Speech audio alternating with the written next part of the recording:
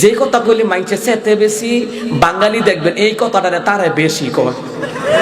কথা কোন ঠিক কিনা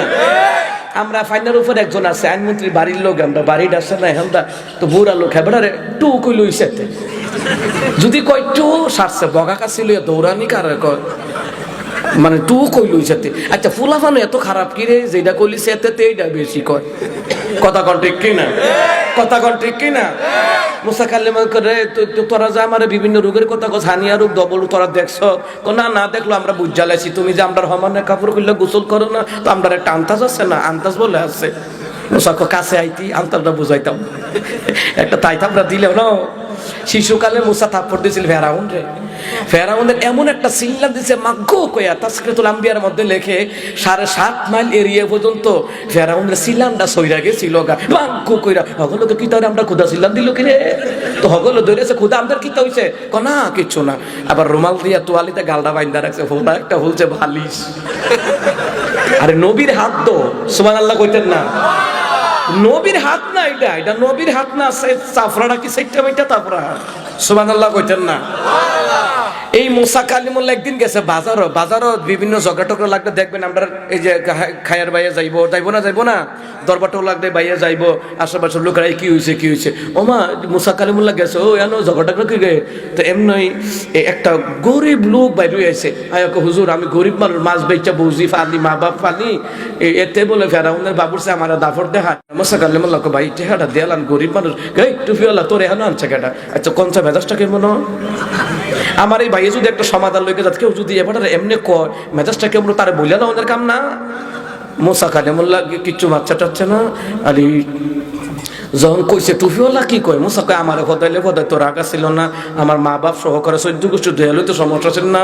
টুফিটা আল্লাহ দিছে ফাগড়িটা আল্লাহ দিছে এইটার কি কথাটাতে কিতা কইলো এই ফাগড়ি হলে এনো কিটা ফাগড়ি কে আমার ফাগড়ি দিছে আল্লাহ তুই আল্লাহর ফাগড়ি লিয়ে কইলি কে দিছে এক থাপ্পড় ফেরাউনের বাবুরসি ভইরা সুজয় হইছে আল্লাহ কো মুসা তাড়াতাড়ি ভাগো কামটা কিতা করলা মুসা কো আল্লাহ এই আমি কি আন্দাজ করতাম পারছি আমি কি জানি থাপড়া দিলেতে মইরা যায় বোকা তা আল্লাহ কো তুমি আন্দাজ করতাছো না শিশুকালে ফেরাউনকে থাপ্পড় দিছিলে হেবলাই হেতার খবর হয়ে গেছে গা ও তুমি বয়স কইছো হন ঠেলাটা কদ্দুর এটা তুমি আন্দাজ করবা কেমন এটা আমি না টের ভাই সুবহানাল্লাহ কইতেন না আর জোরে কোন সুবহানাল্লাহ এই মুসা কালিমুল্লাহ বুঝেন তো গরম না নরম ফেরাউনের মতন স্বৈরাচারী শাসককে শায়েস্তা করার জন্য মুসার মতন একজন গরম নবীর দরকার ছিল কথা কণ্ঠে কিনা আমার বাবারা ভাইরা এই মুসা কালিমুল্লাহ রে বনি ইসরাইলের লোকেরা বারবার সেতায় বারবার কয় মুসা রে এ মুসা তোমার যদি গোপন রূপ না থাকে আমরা সমানে কাপড় খুলে গোসল করো না কেন মুসা কয় আমি কি তোরার মতন আমি কি তোরার বংশের মতন আল্লাহ আমাকে নবী বানাইয়া পাঠাইছে সুবহানাল্লাহ কর তো মুসারে যে এই কথা কইছে আল্লাহর খুব কষ্ট লাগছে কারণ আল্লাহ ওয়ালাদের বিরুদ্ধে কথা বললে আল্লাহর সহ্য হয় না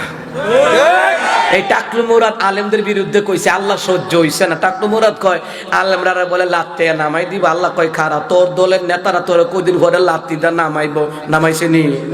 কথা কন নামাইছে নি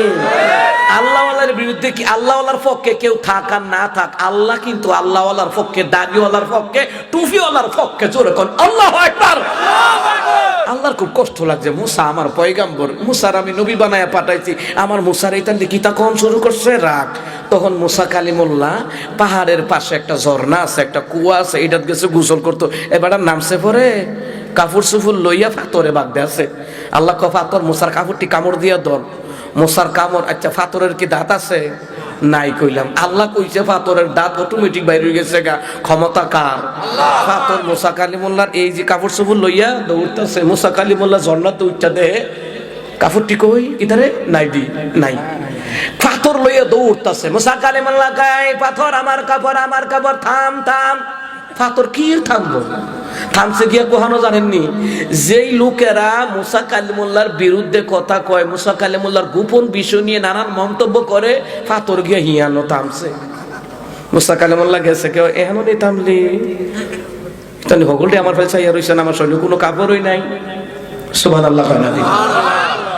মুসা কালিমুল্লাহ যখন বলতেছে এই কাপড়, এই পাথর আমার কাপড়, আমার কাপড়, তখন বনি ইসরাইল লোকেরা মুসা কালিমুল্লাহর শরীর দিকে তাকাইছে। তাকায়া দেখে না মুসার তো কোনো রূপ নাই। ওরা তাকায়া দেখে মুসা কালিমুল্লাহর গায়ে রূপ তো দূরের কথা, কোনো একটা কালো স্পট নাই। যেরকম সুবহানাল্লাহ। ফাতরটারে দইরা এহানো নি থামলি, তোর ডাক দিছি কুম্মালা, তুই হিয়ানো থামলি না, সেটাই সেটা থামছ। কথা কন ঠিক কিনা? অনেক বাচ্চারা দেখেন মা বাপের লোক দুষ্টামি টুষ্টামি করে, ফইলা করে, তুই থামতি না, দুষ্টামি বন্ধ করতি না, তুই করে না। মা বাপরে সেটাই সেরাতে থামে, দুইটা দোনা দিয়ে সামনে।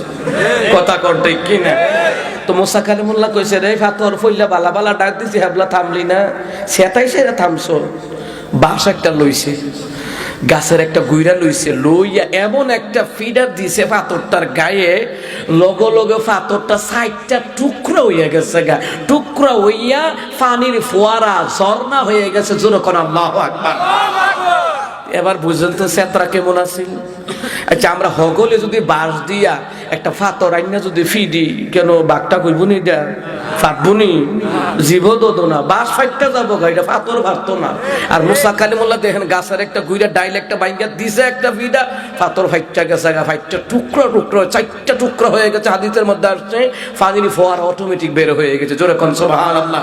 তো এই মুসা কালিমুল্লাহর রাগটা বেশি না কম? তো মুসার তো রাগ, মুসা তো আল্লাহ ইটা ইটা বুঝি না, শয়তান কইছে তওবা করব, তুমি তওবা কবুল করবে কিনা এটা কই আল্লাহ। আল্লাহ কয় মুসা তো আমার গরম পয়গম্বর, শোনেন, আপনি যখন আল্লাহর মাহবুব বান্দাবান্দি হইয়া কবরও যাইবেন, আপনি আল্লাহর লোকে চ্যালেঞ্জ করতে পারবেন। আল্লাহ কইব তুমি যান না, তো আপনি কইবেন কি তো যাইতে তো যাইবো, মা বাপ সারা কি আমি একা যাই নাকি?